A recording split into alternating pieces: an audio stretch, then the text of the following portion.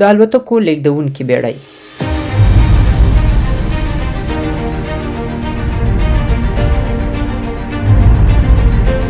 هغه بیړۍ چې په دویمه نړیواله جګړه کې تر ټولو اغیزناکه او مهمه وسیله ګڼل کېدله. حتی تر اوسه دا جنگي بیړۍ د یو هیواد پوځي ځواک او دبدبه ښکاره کوي. ویل کېږي که په دویمه نړیواله جګړه کې دا بیړۍ د هټلر لاس ورغلی وای د جګړې او نړۍ رخ به یې بدل کړی و.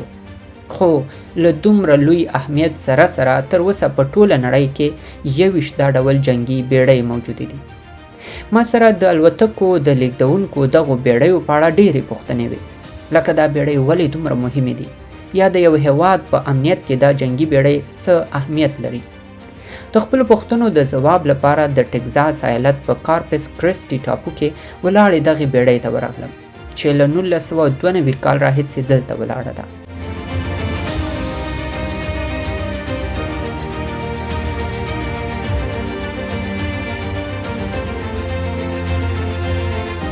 له 4 ساعته مزل وروسته د کارپس کرسټي ښار دې ساحل ته ورسېدو.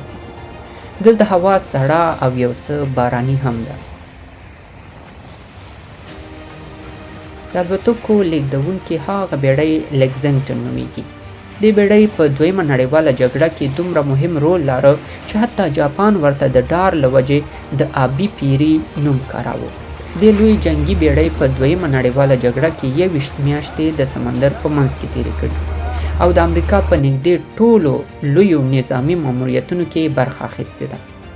اوس 32 کاله کېږي چې دا بیړۍ دلته د خلکو نندارې لپاره درول شوې او د دا ډول کښتیو ټولې ځانګړتیاوې او برخې په بشپړ ډول پکې تشریح کړای شوي دي. راځئ د بیړۍ داخل ته ورشو.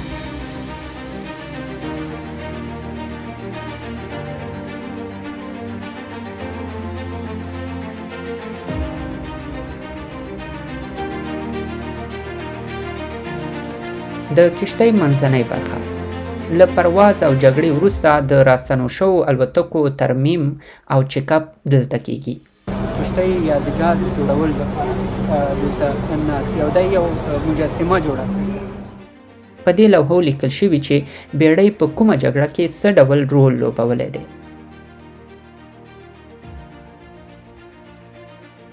دا لنډې تنګې زینې د بیړۍ پورتنۍ برخې ته ختلي، له کوم ځایه چې تیارې پرواز کوي.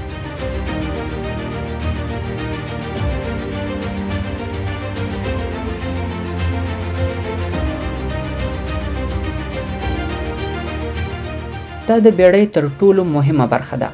دا فلایټ ډیک نومیږي او د ایرپورټ شکل لري چې ټوټال 8000 متره مربع مساحت لري. دا د کښتۍ اخرنۍ برخه ده.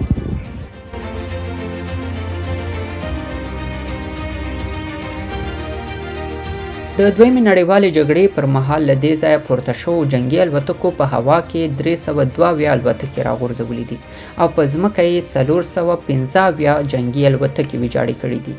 همدارنګه په 1945 کال کې د مقابل جانب 3 لکه ټنه وسله او مهمات هم له منځه وړي دي.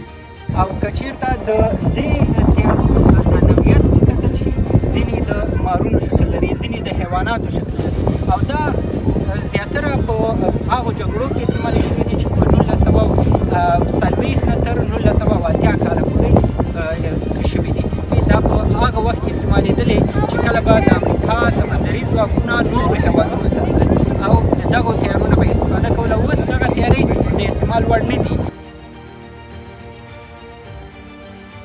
د ماموریت پر مهال به په دغه سمندري جنگي بیړۍ کې له 2500 څخه تر 3000 کسان موجود وو او د بهرني دښمن څخه د ځان ساتنې لپاره به په دغه بیړۍ کې له جوړو شوو مورچلو استفاده کېدله. کښتۍ ټول حفاظت کوي. د کښتۍ څلورو برخو کې دغه ډول امنیتي برخې موجودې وي او کله چې به بهرنی دښمن د کښتۍ نږدې راتلو، د دې ځای نه به پرې برید کېږي او له منځه دا بیړۍ څه باندې 100 کاله مخکې جوړه شوې ده او معلومه ده چې د وخت په تیریدو سره به اوس په نوو بیړیو کې ډیر نوي پرمختګونه او اسانتیاوې هم راغلي. اوس وخت کې په ټوله دنیا کې 21 د الوتکو لیږدونکي دا ډول بیړۍ موجودې دي. په دې ډله کې امریکا تر ټولو ډیرې فعالې بیړۍ لري چې شمیر یې 11 دی. همدارنګه چین، روسیا، برطانیه، ایټالیا او هند بیا دوه دا ډول الوتکې لیږدونکي بیړۍ لري. د الوتکو لیږدونکي بیړۍ تر ډیره د جګړهیزو ماموریتونو لپاره استعمالیږي. یوه جنگي بیړۍ له 80 څخه تر 90 پورې جنگي الوتکې لیږدولی شي. دا د نړۍ تر ټولو قوي او لویه جنگي بیړۍ ده. چینی میټس نومیږي. امریکا دا ډول 10 بیړۍ لري چې له 80 څخه تر 90 پورې بیلابیلې جنگي الوتکې لیږدولی شي. او جالبه یې لا دا چې تر نامحدود وخته پورې په سمندر کې پاتې کېدلی شي. په دغو بیړیو کې هر وخت لوی بمونه او راکټونه هم موجود وي. د الوتکو لیږدونکو بیړیو په وسیله یو هیواد کولی شي چې له خپل موقعیت څخه لرې د دنیا په بل کونج کې هم خپل دښمن په نښه کړي یا یې تر نظامي یرغل لاندې راولي. یوازې دا نه بلکې تر واک لاندې سمندري ساحې ساتنه کوي او په هوا کې د دښمن تیارې هم له منځه وړلی شي.